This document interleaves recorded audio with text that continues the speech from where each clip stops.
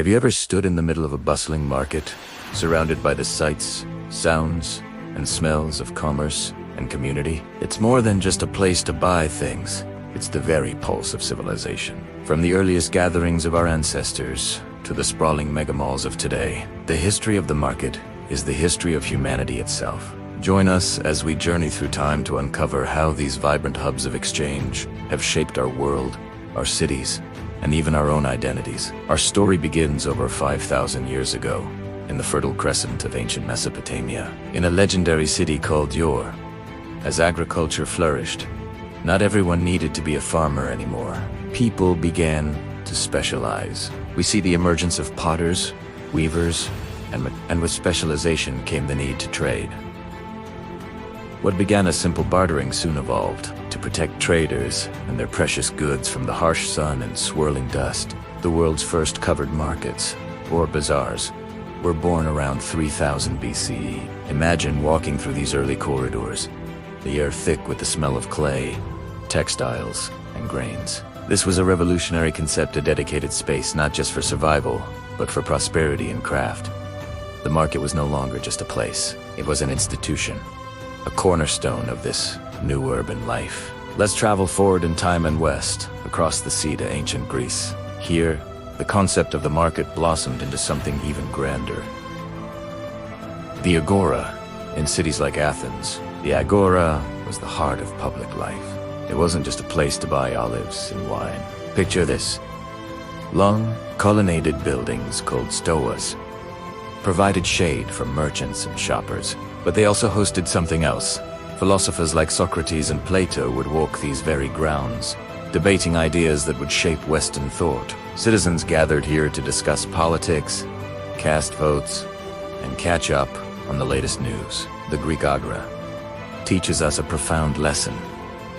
A market is a place where goods and ideas are exchanged with equal foot. It was a fusion of commerce, culture, and democracia. True public square, where the city came alive. Now, let's journey east into the enchanting world of the Middle Eastern bazaar. Think of the Grand Bazaar in Istanbul or the vibrant souk of Marrakesh. These weren't just markets. They were labyrinths of sensory experience.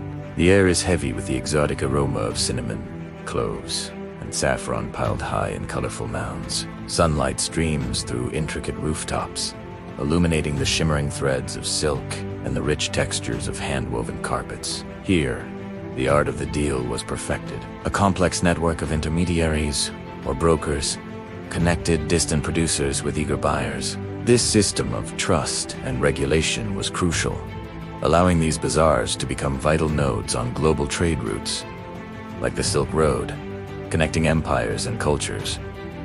Through commerce, as the Roman Empire faded, Europe entered the Middle Ages. Trade didn't stop, it adapted. Commerce became decentralized, flowing along rivers and ancient Roman roads. At key crossroads, bridges, and river fords, seasonal trade fairs began to pop up. Imagine a muddy field transformed, for a few weeks a year, into a vibrant international gathering. Merchants traveled for hundreds of miles to attend the great fairs of Champagne in France, or Stourbridge in England. They brought wool from England, wine from France, and spices that had traveled all the way from the east.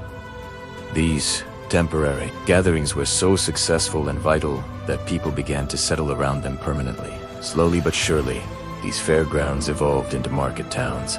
With charters granted by kings and lords, the temporary became permanent, and the foundations of modern European cities were laid, all centered around the promise of the market.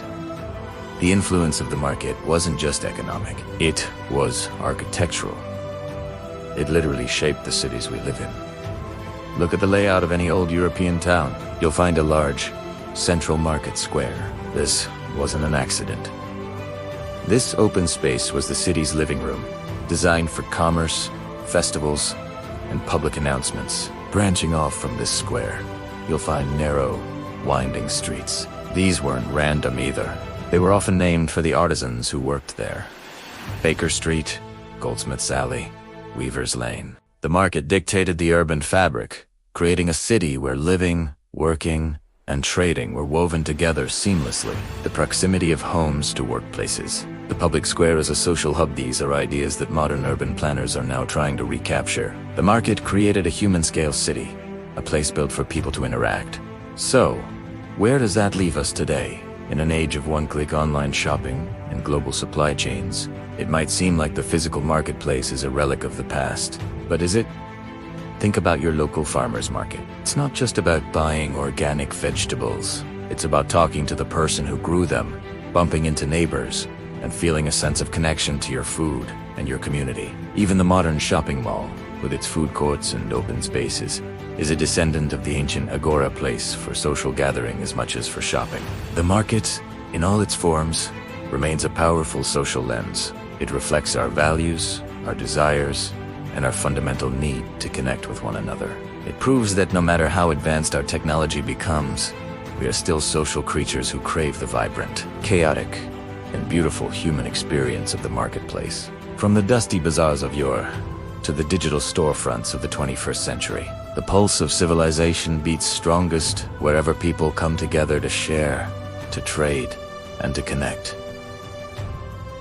Thank you so much for joining us on this journey through history. If you enjoyed this exploration, don't forget to like, subscribe, and hit that notification bell so you don't miss our next adventure. See you next time.